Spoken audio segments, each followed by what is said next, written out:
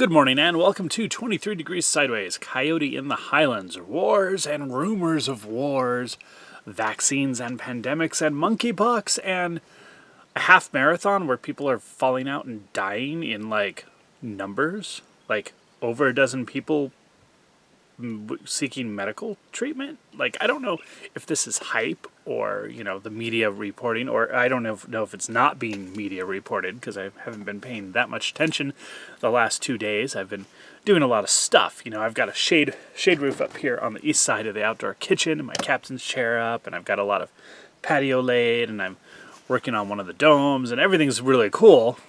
But I haven't been paying enough attention to really know what the outrage and crisis of the moment is or how it's being reported. It does seem very odd because we know by YouTube policy, Facebook policy, Twitter policy, and Instagram policy that the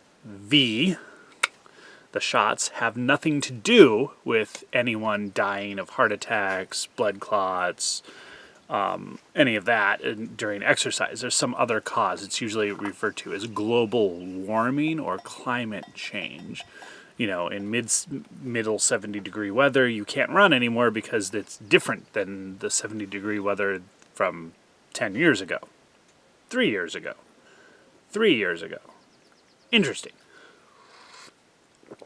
But that is the policy, and we support the policy because our benevolent censorious controllers only have our best interests at heart. So this is all very hilarious, and it really is. It's genuinely hilarious because I think that some people, a large percentage of people, are seeing through it to a degree where they're going along to be comfortable to a certain extent. But there are things that are now no longer comfortable or no longer worth the comfort. And that's why you have some interesting stuff. I think this monkeypox thing is going to be blown into the next attempt at super authoritarian control, and it's going to fail miserably because it looks... Okay, the pictures. They're showing you the pictures. They're showing you pictures of people with, like pimples all over their face, and... Yeah, whatever.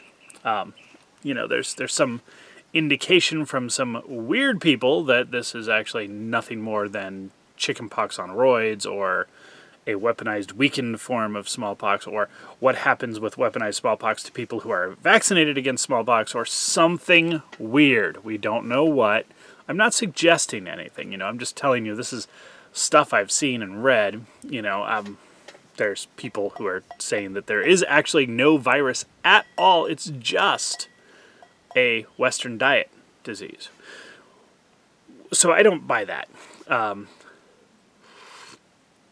Not entirely. I do think that disease, infections, come from an out-of-balance body. That's like you open yourself up to that. Like a virus can't really get in there and fuck with your cells if your cells are healthy.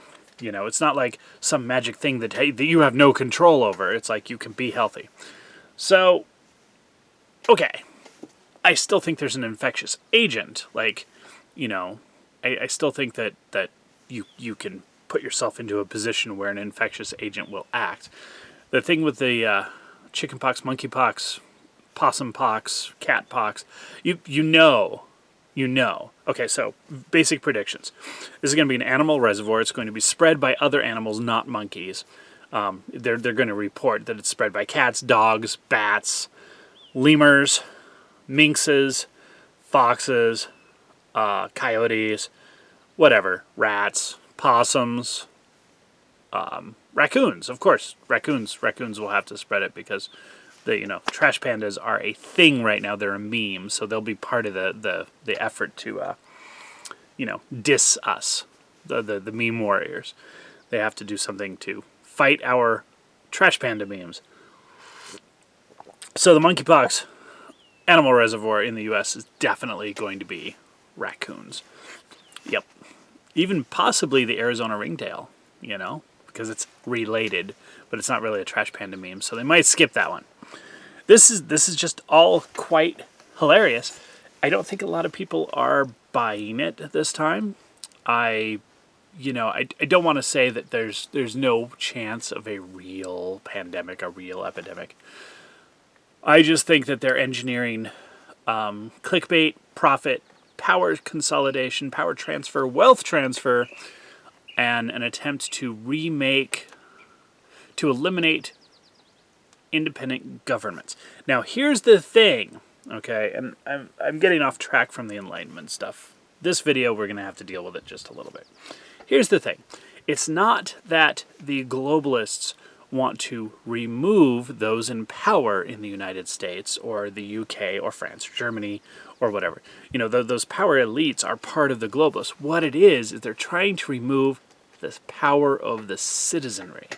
So it's not that they're trying to take away the sovereignty of the United States.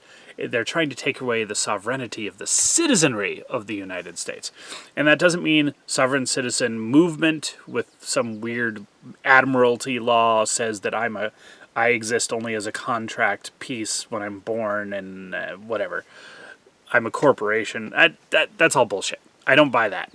Okay, you can play head games with all of that all day long. I'm still here. I'm still alive. I still have a soul. Fuck off with trying to make me into a paper corporation for your conspiracy theories. Whatever. What I mean by the sovereignty of the citizenry is that we are what grants power to the government. And at a certain level, that's actually just basically bluntly true.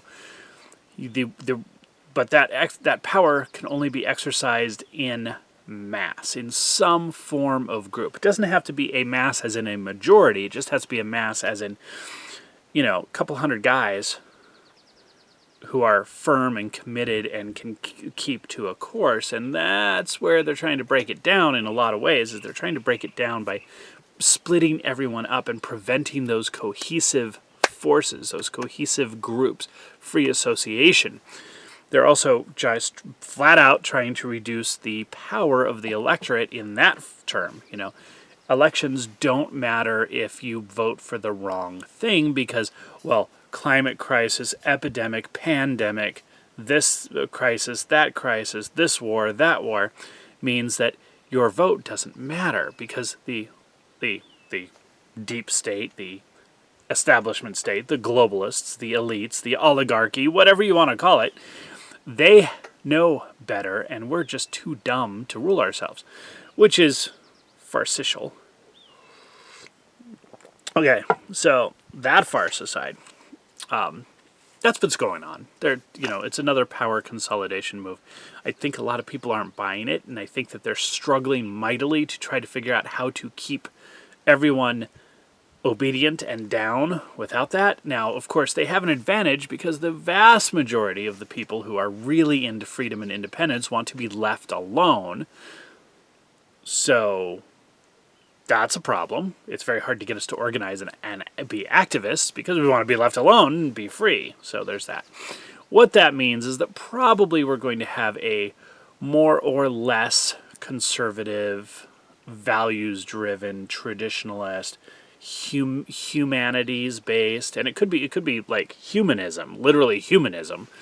Remember, secular humanism was a big bugbear for a while, but humanism itself is now actually a right-wing thing.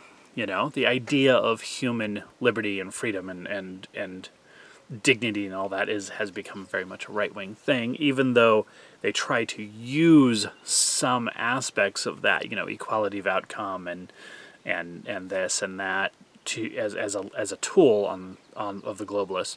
Nonetheless, humanism, classicism, not classism, but classicism, conservatism, all this stuff, you're probably going to get some movements in that area that are dramatic and driven and very and have, groups and banners and stuff like that as a means to fight this. Globalism, and that's fine, people have different games and different ways of engaging, and for those of you who want to be left alone, what you have to do is figure out which way is going to let you be free and kind of run with that. And, there's no definite right or wrong. Ooh, that's quite the sunlight. There's no definite right or wrong in this that I can, posit, that I can prove, that I can say, oh yeah, this. You know, everyone has to make their own decisions in each lifetime and each life script, and we have to go through the whole process, and that's part of the joy. We're having fun with this. This is what we do. But I think there's going to be more room on the edges for the free people in a system that is based on individual liberty, even if it's just lip service in some contexts, you know? So there's that. I'm just going to call it right now. There's going to be another Summer of Love. Probably a lot of it's going to have to do with the Supreme Court and some manufactured crises. You know, you'll notice that the ADL came out with a really crazy report that says that, you know, all domestic violence that involves white people is racist, racially motivated, and part of right-wing extremism.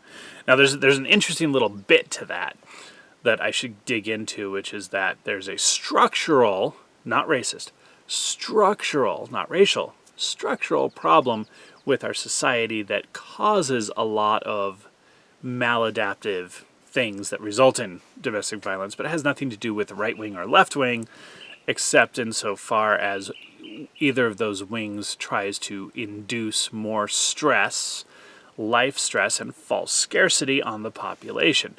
And that's probably the big thing to look at, is false scarcity, because we are very, very close to real abundance, and that causes some really big problems that we have to work through. Like, I don't think UBI, Universal Basic Income, is a solution to abundance or a way to handle abundance. In fact, I think that it is a control mechanism to create more scarcity out of abundance. But, you know, we need something. We need something. So, you know, maybe we need more pilgrimage, more dignity for people without the stuff. Maybe we need retreats. Maybe we need wanderings. Maybe we need to get into a system where every couple of years you take a year off and you wander. You do something else. Do the Appalachian Trail for 6 months. It doesn't have to be a year, you know. 4 months on the AT is enough to really reset, you know. Maybe we need to do that. Maybe we need that kind of sabbatical system. That might be a really good one. You know, people are driven, work, 60 hours a week, 8 hours a week, success, effort. We want health. We want longevity. We want abundance. Abundance reduces population pressure. It can, in fact, reduce pollution pressure, because you're not struggling to do things and to get to. You're not struggling in the sense that you're going to cheat the environment to get better results than someone else. That is actually a problem that we have. Also, just the general sense of abundance means less useless hoarding behavior, you know. And I'm a prepper, so I'm not going to say that having preparations is bad, but there's a difference, you know. There's a scarcity-based hoarding versus an abundance-based safety. Anyway, that's all I got for you right now. This video is getting a little long. Stay sideways.